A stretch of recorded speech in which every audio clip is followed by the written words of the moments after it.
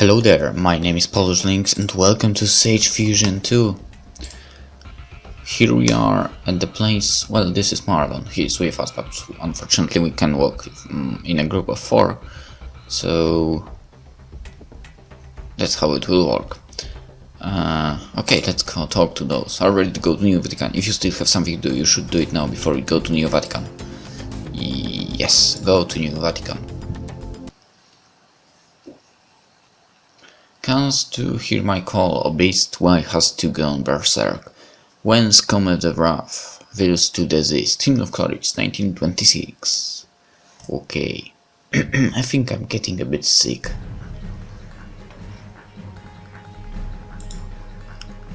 Okay. That was not our Alphonse. That was his ancestor. War hero between humans and mechas. The woods be with you. And with your spirits. A reading from the words of Saint Zizvogian, the holy messenger of Deus Universalis. Glory to you, Lord! By a faithless, for the stronghold of our enemies have fallen, and we the heroes stand with you. Unto an enemy ye must say, I fear thee not, nor I fear treachery, for shalt not prevail through that which thou didst create for malice. Unto his automaton ye must say, thou art but that which, bearing death, that which destroyeth, the creation is improper. Unto its program ye must say, thou art but artificial. Thine is not a natural intelligence. Thou knowest only to harm, only to cause destruction. Thine intelligence ought be profaned. And I speak unto you, ye who are able, ye who are with the strength, take up your arms and rise.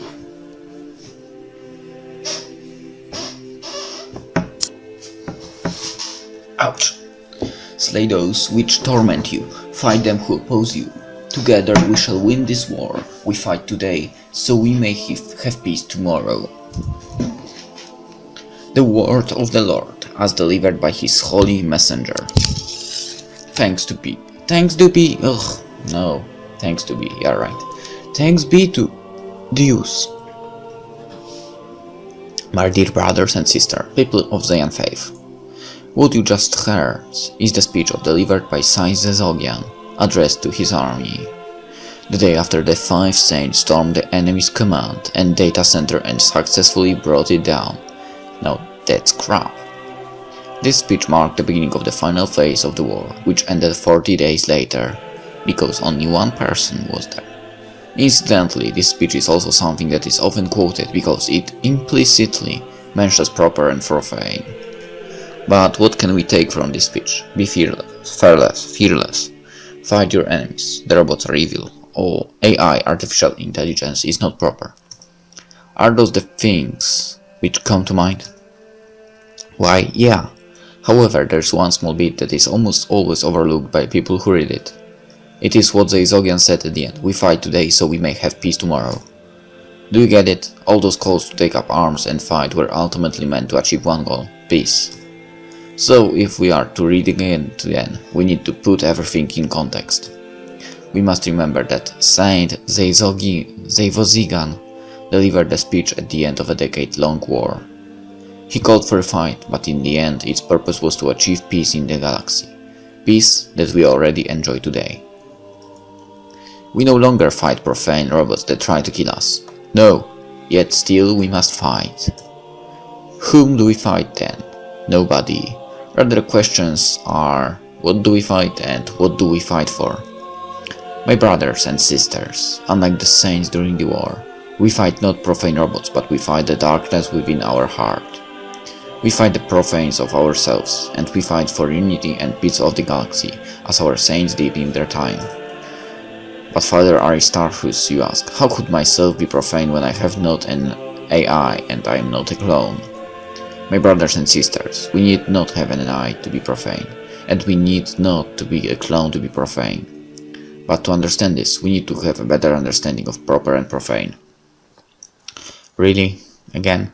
Sci-Fi said about AI, full art but artificial, fine is not the natural intelligence, and then he said, fine intelligence ought to be profane. Wow, I was so long ago in the church actually.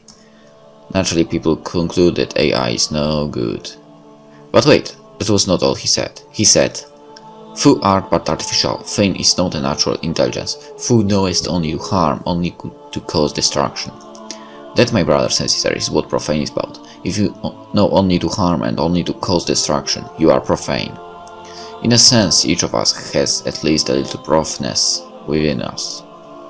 That is why, like how Sci-Fi called his army to find the profanes of the war, so too must we battle the profanes of our lives. Only by being good persons and loving others can we be proper. Therefore... Fonzie, what do you think? What do I think about what? The assassination to me? I don't see how anyone can kill the Pope like this. Yeah, the secretary is very tight. Maybe someone in the assembly will shoot him. Steve put Taran spies at every entrance. They confirmed that nobody went in with a firearm. What if somebody did go in with a gun? If somebody did, the gun would have to be a small, not the kind you can use from long range. In that case, the assassin would have to sit pretty close to the altar. Maybe in the altar. There are agents who are constantly watching everyone sitting within 100 meters radius from the altar through hidden surveillance cameras. Is it not possible that the agents will fail to notice the assassin? It is possible, but the assassin won't rely on that low chance. What about sniping from outside? All entrances have been closed. Besides, there are Taran spies outside to prevent that. Valentin and Niven are outside too. Maybe the assassin is hiding above the altar and he will attack from above. It's possible if the assassin is you or me, because we are the only ones who are hiding above the altar, right? Under the altar then. The Tarrant agents have checked it. Maybe one of the sent statues is actually the assassin in disguise. Your guesses are getting more ridiculous. Yeah, my bet. Abide by them, but proper and profane are, at the end of the day, just laws. And the thing about laws is that they are man's creation, and they are written for the benefit of man. I am reminded of something that happened a few years ago, near a temple of Querin religion in Tandazem. At that time, somebody made a statue of Prophet Querin, the same man who you and I call Saint Querin, and displayed it in front of his house. You may or may not know this, but the Querin religion actually prohibits making or displaying statues of its prophets. Seeing the statue of Prophet Querin near the temple angered the followers of Querin. It was seen as mockery towards their prophet. But as a Querin priest came to them and said, "My friends, why are you angry?" The Querin followers explained that the statue showed disrespect towards the prophet, and it angered them. The priest asked again, "Do you not know why our prophet prohibited making statues of him?" The man stayed silent, and the priest explained that the reason statues of the prophet must not be made is to prevent anyone from idolizing the prophet, because the only one people should idolize is God. And yet, by being angry and taking offense from a statue of Prophet Querin, the man had actually gone against the intention of that law. The prophet had ironically become an idol to them, something that the prophet actually wanted to prevent. The Querin priest then told them not to pay too much attention to the letter of the law while forgetting what the law intends. I believe we Zions also need to heed that advice. The intent of our proper and profane laws is not to eliminate AI, that is simply the means. The intent is to keep us all safe and allow us humans to live in peace. But there are ways to maintain peace other than issuing proper certificates. There are ways to disrupt peace other than programming profane AI. As we celebrate the beginning of the final phase of the war, let us to wage war against the profanes of ourselves. Amen. Amen! Boom. No, not yet. No wonder Overlord called the Pope unworthy. Why? The Cardinal is preparing to have a war with the Union while the Pope is preaching about peace. Yeah, you could say the Pope's view is incompatible with the Cardinal's. I present the offering and pray that it may be acceptable to Deus, the Almighty God, and our sister Ritter. May Deus accept the sacrifice at your hands for the praise and glory of His name. I have a bad feeling about this. No. Now? Oh, the offertory. In this ritual they have kids bring gifts as offerings to Deus. I remember doing this as a little boy. You did. I would have loved to see that. I have a bad feeling about this. A president is offering and pray that it may be acceptable to Deus, the Almighty God. May Deus accept the sacrifice in your hands for the praise and glory of His name.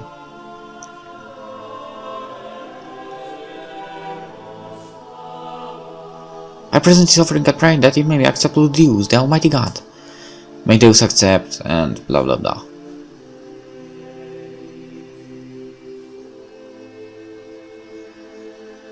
Huh?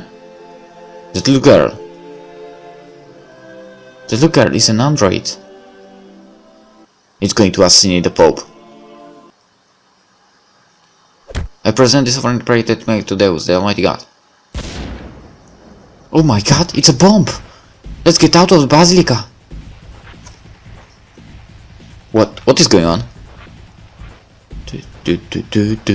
Somebody tried to kill you, Father Pope. That's what. Stand aside, he's dangerous. Damn that Heinlein, so he planned to use the android. I sold him to kill the Pope. That must also be how they plan to put the blame on the Union, because you are the President's nephew. Mr. Ziegler and Mr. Brin, we were suddenly ordered to guard the mast, but nobody would tell us the reason, so this is why. You tried to kill the Pope! Are you nuts? Shut up, and you can explain yourself in jail. Oh boy.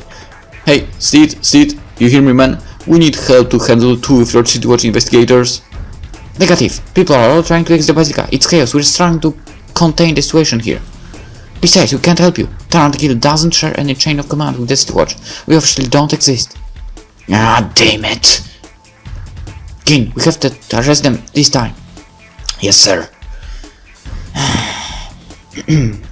I hope you realize we have much more power now.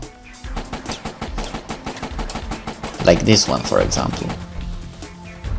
And this guy have big body. No, I actually think this guy is more dangerous. Oh, you have new tricks as well. I see. Ooh.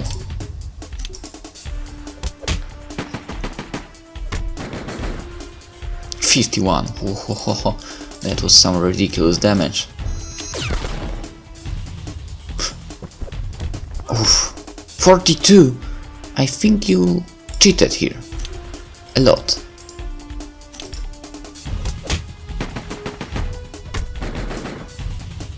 Okay. Use item. Oh man, so many items. 2 points. 2 points grenade. No, grenade not needed. I need the recovery pill. Yeah.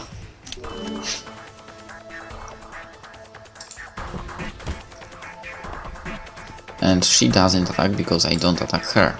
Hehehe. And you have big body. Or she was just waiting for an opportunity. Nope. Stampede. Okay. I don't remember his name, so let's get rid of him first. Yes. Success. Big body.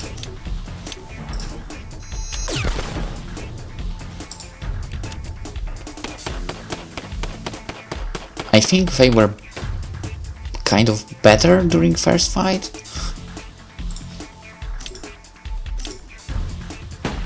$52. I think we can take a risk.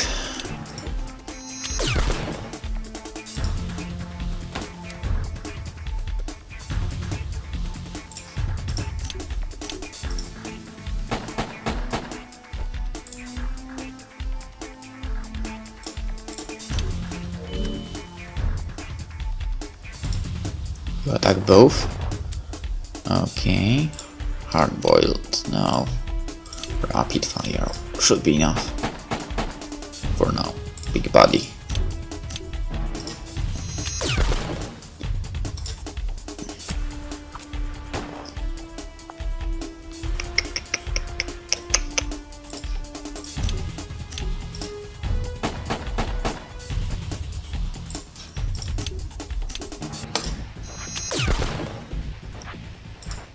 Nope.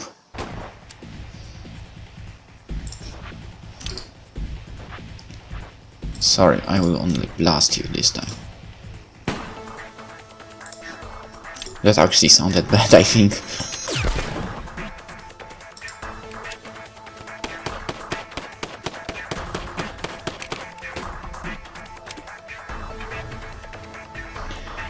Wait, you can't use Stampede yet. Oh, because she didn't attack you. No, what a shame.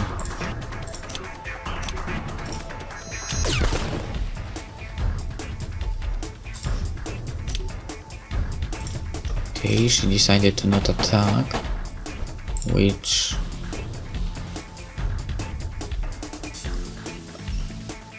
Huh.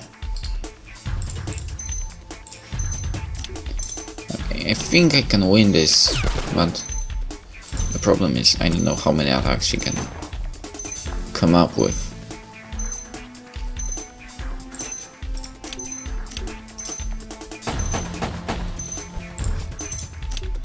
This is the end or not? Yes. Dang, that hurt! Oh, hold there! I suppose I must commend you for your successful thwarting my plan, but know that it isn't over yet. Wait! Whoa! Screw this crap.